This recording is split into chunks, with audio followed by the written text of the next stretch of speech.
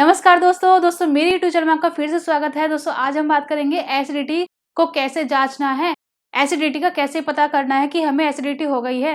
दोस्तों एसिडिटी के ऊपर तो मैं वीडियोस पहले ही बना चुकी हूँ। आज हम देखने वाले हैं कि एसिडिटी को कैसे जांचा जाए, कैसे हमें पता लगाए कि सच में ये एसिडिटी है। दोस्तों जो मेरी एसिडिटी की पहली वीडियोज है, हमने देखा था कि एसिडिटी को बिल्कुल ईजी नहीं लेना है, क्योंकि एसिडिटी कैसे इतना सीवियर बन के कैंसर तक आ सकता है। दोस्तों हमने स्टेप्स देखे थे कि सिंपल सी एसिडिटी जब हम उसको क्योर नहीं करते हैं तो वो कैसे, सबसे पहले तो वो GERD का रूप ले लेते हैं, जो कि गैस्ट्रोइसोफेगल रिफ्लक्स डिजीज होती है। अगर हम उसको भी ठीक नहीं करते हैं तो वो क्या करता है, वो आगे बढ़ता रहता है और सीवियर बनता रहता है, जो कि बैरेट्स इसोफेगस होता है। अगर इसको भी नहीं ठीक किया हमने तो वो आगे कैंसर का भी रूप ले सकती है। तो दोस्तों इस कंडीशन को ना आना, इतना सीवियर अपनी एसिडिटी को ना करना, तो इसलिए हमें कुछ टेस्ट के बारे में पता होना चाहिए कि जब हमें एसिडिटी हो जाती है, अगर वो जाने का नाम नहीं ले रही है तो हमें कुछ टेस्ट कराने होंगे अपने। और टेस्ट तो हम करा लेते हैं, डॉक्टर हमें लिख देते हैं, बट हमें थोड़ी सी जानकारी भी होनी चाहिए कि आखिर वो टेस्ट करते क्या हैं, वो कैसे किया जाता है और वो कैसे एसिडिटी का पता करता है। तो दोस्तों हम यहाँ बात करेंगे एंडोस्कोपी के बारे में, जो एसिडिटी के दौरान लिखी जाती है। दोस्तों ये है एंडोस्कोप, और इस एंडोस्कोप में क्या होता है, एक लाइट होती है और इसमें कैमरा भी होता है। और ये जो एंडोस्कोप है वो हमारे माउथ के थ्रू ईसोफेगस में इंसर्ट की जाती है, जैसे कि हम यहाँ पे भी देख रहे हैं कि कैसे कैमरा डिटेक्ट कर रहा है हमारे ईसोफेगस को। और ये जो एंडोस्कोपी है ये हमें बताती है कि हमारा जो ईसोफेगस है कितना डैमेज हो गया है। तो दोस्तों ये जो एंडोस्कोपी है वो काफी अच्छा टेस्ट है, क्योंकि ये हमें बताता है कि हमारा जो ईसोफेगस है वो कितना डैमेज हो गया है। क्योंकि जब हमें एसिडिटी होती है तो हमारा जो ईसोफेगस है वो डैमेज हो जाती है। तो एंडोस्कोपी के दौरान हम पता कर सकते हैं कि हमारी एसिडिटी कितनी सीवियर हो गई है। दोस्तों अभी हम आगे बढ़ते हैं और थोड़ा और टेस्ट के बारे में जानते हैं जो कि एसिडिटी के दौरान लिखे जाते हैं।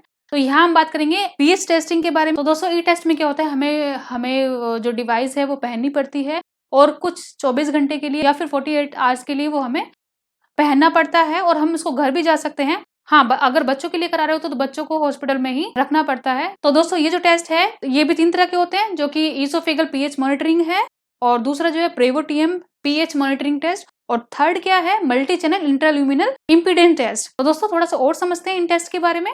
तो अगर हम पहले टेस्ट की बात करें ईसोफेगल पीएच मॉनिटरिंग के बारे में, तो दोस्तों अगर हम इस टेस्ट की बात करें तो यहाँ पे क्या होता है, यहाँ पे कैथेटर इंसर्ट किया जाता है, और ये जो कैथेटर है ये डिटेक्ट करता है कि यहाँ का पीएच कितना है। तो दोस्तों ये जो टेस्ट है वो ये भी बताता है कि हमारा जो एसिड कंटेंट है वो कितना फ्रिक्वेंटली आता है, और कितना अमाउंट में एसिड बन रहा होता है। तो दोस्तों ये टेस्ट काफी अच्छा है, क्योंकि हमारे पीएच के बारे में बता देता है। दोस्तों आगे बढ़ते हैं और समझते हैं सेकंड टेस्ट के बारे में। दोस्तों अगर हम इस टेस्ट की बात करें, ये काफी एडवांस टेक्निक है, क्योंकि ये वायरलेस होता है। जो हमने पिछला टेस्ट के बारे में बात करें, जो कि ईसोफेगल पीएच मॉनिटरिंग टेस्ट है, दोस्तों इस टेस्ट में क्या होता है, ये वायरलेस होता है। जैसे कि हमने यहाँ पे देखा था, यहाँ पे जो कैथेटर है ये आपको वैसे इंसर्ट किया जाता है और इसको पहनना पड़ता है। बट इस टेस्ट में क्या होता है, ये जो डिवाइस है ये इंसर्ट की जाती है, जो कि वायरलेस होती है, और साथ में आपको रिसीवर भी लिया जाता है। रिसीवर तो आपको उसमें भी लिया जाता है जो कि हमारा ईसोफेगल पीएच मॉनिटरिंग टेस्ट होता है, बट इसकी जो सिग्निफिकेंस है कि ये वायरलेस होता है। तो दोस्तों हम यहाँ बात करें थर्ड टेस्ट के बारे में, जो कि MII टेस्ट होता है, जो कि multi channel intraluminal impedance test होता है। दोस्तों ये जो टेस्ट है वो बाकी दो जो टेस्ट हमने डिस्कस किए थे, जो कि ईसोफेगल पीएच मॉनिटरिंग टेस्ट है, और जो दूसरा है ब्रेवोटीएम पीएच मॉनिटरिंग टेस्ट है। तो दोस्तों इस टेस्ट में क्या होता है, ये जो टेस्ट है वो बताता है कि जो हमारा गैस्ट्रोइसोफेगल रिफ्लेक्स जो है वो एसिड है या फिर एल्कलाइन है। दोस्तों ये आपको बताता है टाइप के बारे में कि आपका किस तरह का जो गैस्ट्रोइसोफेगल रिफ्लेक्स है वो आ रहा है, वो एसिड है या फिर एल्कलाइन है। क्योंकि जरूरी नहीं है कि जो हमारा जो गैस्ट्रोइसोफेगल रिफ्लेक्स है वो एसिड ही हो, क्या पता कुछ और प्रॉब्लम भी हो रही हो। तो दोस्तों इसलिए ये जो टेस्ट है वो काफी एडवांस हो जाता है। तो दोस्तों अभी हम बात करेंगे ईसोफेगल मैनोमेट्री के बारे में बात करेंगे। दोस्तों ये जो टेस्ट है ये भी काफी अच्छा टेस्ट होता है। तो दोस्तों ये जो टेस्ट है इसमें भी कैथेटर इंसर्ट किया जाता है, जो कि नेजली इंसर्ट किया जाता है। दोस्तों ये जो टेस्ट है वो हमारे ईसोफेगस की मोटिलिटी और फंक्शन के बारे में बताता है कि वो कितना अच्छे से काम कर रहा है।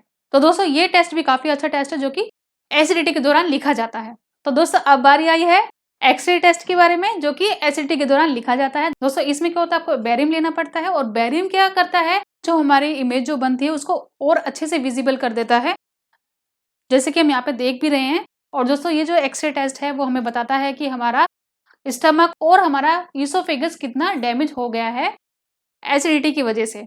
चलिए दोस्तों आज का टॉपिक यहीं तक था, और मैं आशा कर रही हूँ आपको एसिडिटी के टेस्ट के बारे में सब कुछ अच्छे से समझ में आ गया होगा, और अगर आपको एसिडिटी है तो आपको ये टेस्ट कराने होंगे।